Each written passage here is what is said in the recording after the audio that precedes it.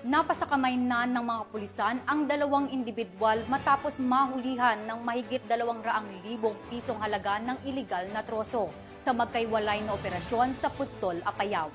Patrolman Liam Sumkad, ibalita mo.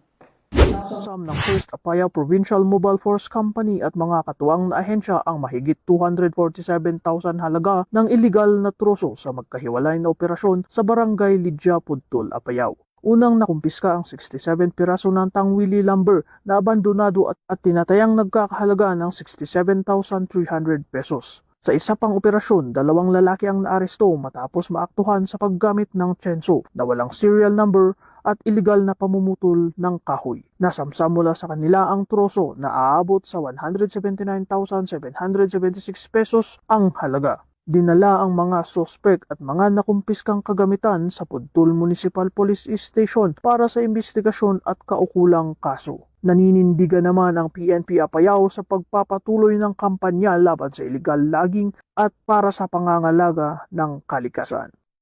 Mula dito sa Regional Police Community Affairs and Development CAR, ako ang inyong PNN correspondent, Patrolman Sumkad, alagad ng batas, tagataguyod ng Balitang Pulis.